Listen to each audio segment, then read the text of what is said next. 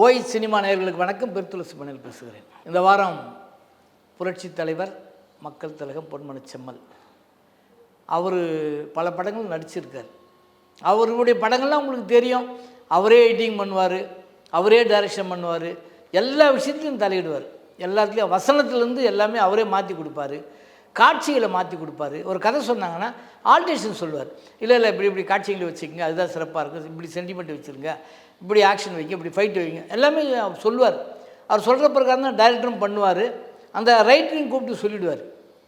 காட்சிகள்லாம் இப்படி இருக்கணும், லவ் சீன் இப்படி இருக்கணும், ஃபைட் சீன் இப்படி இருக்கணும், சென்டிமெண்ட் இப்படி இருக்கணும், நல்ல கருத்தை சொல்லணும், இப்படிலாம் எம்ஜிஆர் சொல்லுவார்.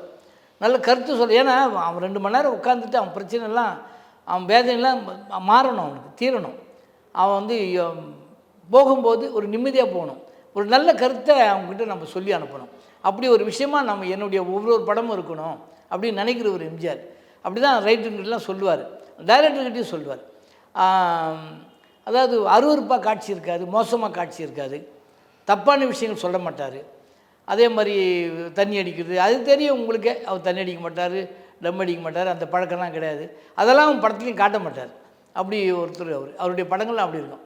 அவரே ஒரு கதை எழுதுகிறாரு அப்படின்னா பெரிய விஷயம் இல்லை. அவர் இது வரைக்கும் இவ்வளோ படங்கள் நடிச்சிருக்காரு. கிட்டத்தட்ட 136 படத்துக்கு மேலே அவர் நடிச்சிருக்காரு. ஆனால் அவர் கதை எழுதுனதில்லை. அவர் கதை எழுதின முதல் படம் இந்த கணவன் தான்.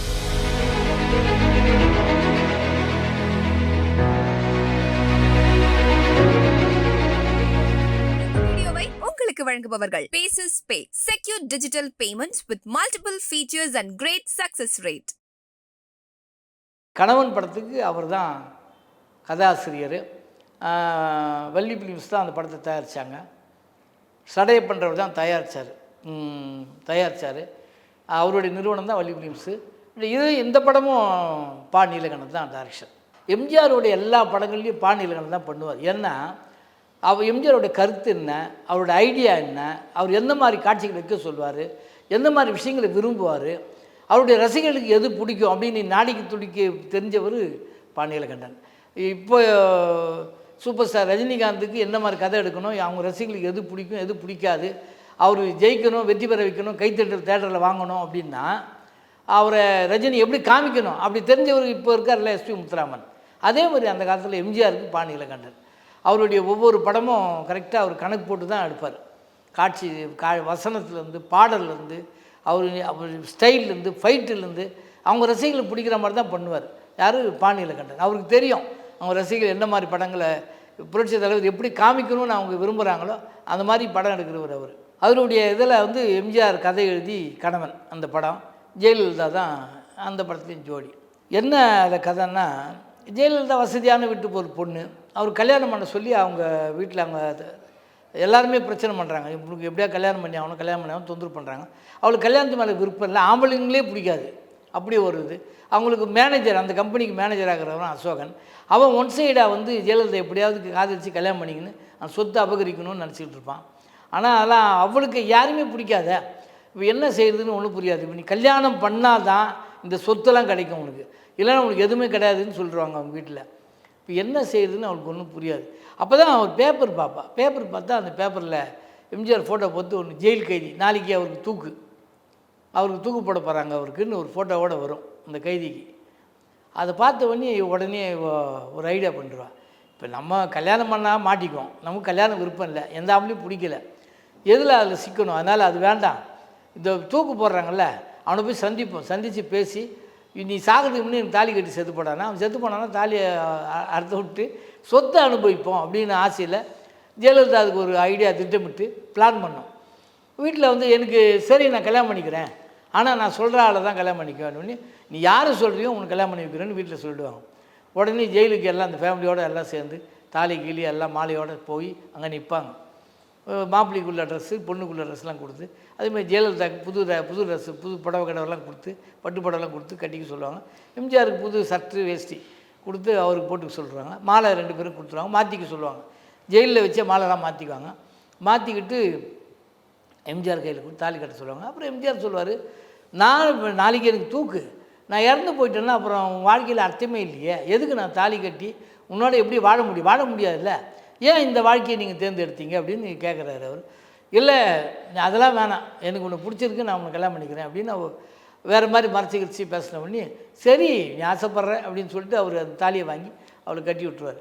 அவங்க கல்யாணம் பண்ண பண்ணி அந்த பொண்ணு அவங்க சொந்த பந்தெல்லாம் அவங்க வீட்டுக்கு போயிடுவாங்க.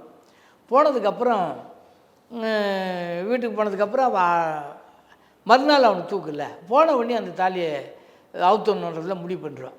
பார்த்தா மறுநாள் தூக்குன்னு பார்த்தா ஒரு விஷயம் வெளிப்படும். என்னன்னா, ஒரு சம்பவம் நடந்த இடத்துல இவர் மேலே ஒரு கொலைப்பழி வரும். அந்த கொலைப்பழி வந்து நடந்த இடத்துல இவர் இல்லை. ஏன்னா அன்றைக்கி வேறு ஒரு சீரணி அரங்கத்தில் ஒரு விழா நடக்கும். சிஎம்லாம் வந்து தொடங்கி வச்சுருப்பார். கலைஞர் தான் சிஎம்மு. எம்ஜிஆர் வந்து சிறுசேமிப்பு துணைத் தலைவராக வருவார் அங்கே அந்த விழாவுக்கு. அப்போ அந்த சீரணி இது தொடங்கி வைக்கிற இடத்துல எம்ஜிஆர் வந்து கலந்துக்கிட்டு அவர் அந்த ரோடு போடுவாங்க. இவர் அந்த ரோடு போடுறவர். அந்த ரோடு போடுற வேலையை அவர் செஞ்சுட்டு இருப்பார். இந்த சம்பவம் நடந்த அன்றைக்கி அவர் ரோடு போடுற இடத்துல தான் இருந்தார்.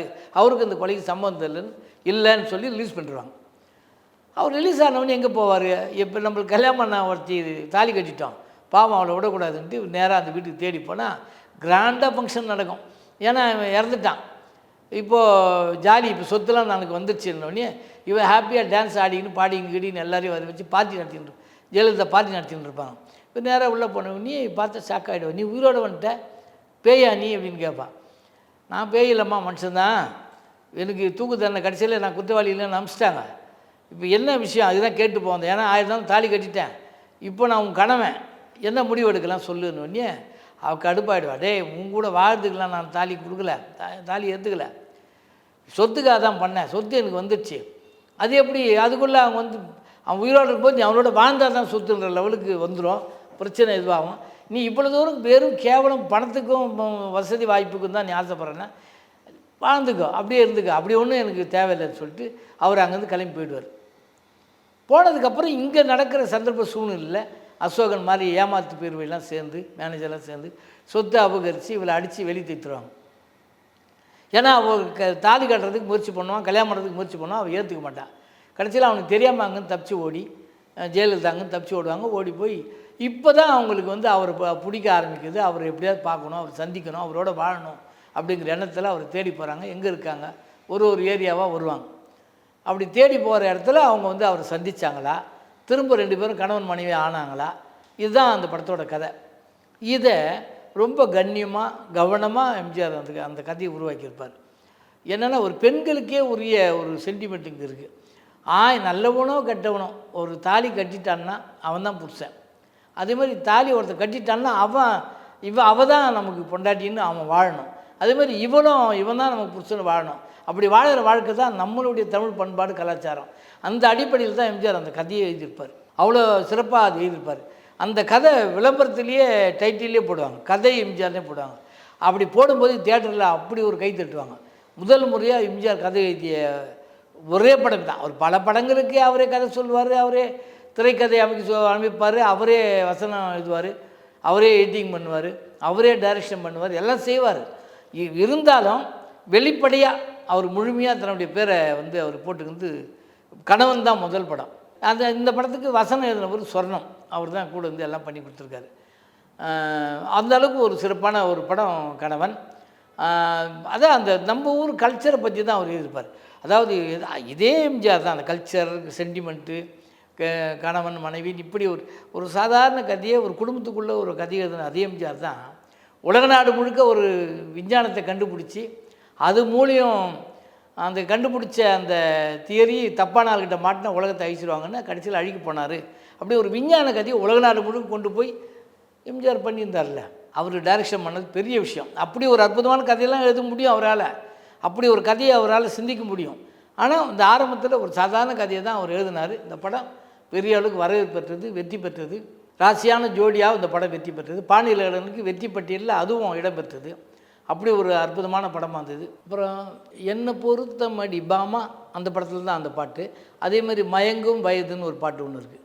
இப்படி பல பாடல்கள் எல்லாமே அவருடைய படத்தில் எல்லாமே சூப்பர் ஹிட்டாகும். பாடல்கள் ஒவ்வொரு பாட்டுமே தானாகவே ஹிட்டாகும். அவர் புரட்சி தலைவர் பேர் சொன்னாலே, அவர் நடித்தாலே கண்டிப்பாக அது எந்த பாடலாசிரியராக இருந்தாலும் எந்த இசைப்பாளராக இருந்தாலும் ஹிட் கொடுத்துருவாங்க. எம்ஜிஆருக்காகவே அது தானே ஹிட்டாகும். அது மக்களுக்கு ரசிகர்களுக்கு கண்டிப்பாக அவர் நடிக்கிற, அவர் பாடுற, எல்லாம் ஆடுற அத்தனை காட்சியும் பிடிக்கும், அவர் பாடல்கள்லாம் பிடிக்கும். அதனால தான் அது ஹிட் ஆகுது.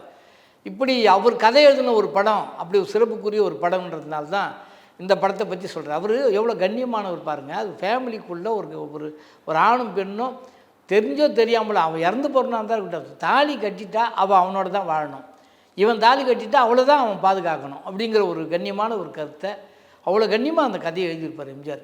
அவர் அப்படி ஒரு ஃபீல் பண்ணக்கூடிய ஒரு மனுஷன், நல்ல சிந்தனை உள்ளவர்ல, நல்ல கருத்து உள்ளவர். ஒரு ஆண் பெண்ணுக்குள்ளே அந்த புனிதமான உறவை அவ்வளோ சிறப்பாக்கி அது கணவன்ற பேரில் அவர் கதை எழுதி கொடுத்து அந்த படம் வெளியே வந்து வெற்றி பெற்றது. அவர் கதை எழுதினார் சிறப்பு சொல்கிறதுக்காக தான் நான் இந்த படத்தை பற்றியே சொன்னேன். நன்றி, வணக்கம். இந்த வீடியோ உங்களுக்கு பிடிச்சிருந்தா லைக் பண்ணுங்க, ஷேர் பண்ணுங்க, கமெண்ட் பண்ணுங்க. மறக்காம OH சினிமா சேனலுக்கு சப்ஸ்கிரைப் பண்ணுங்க.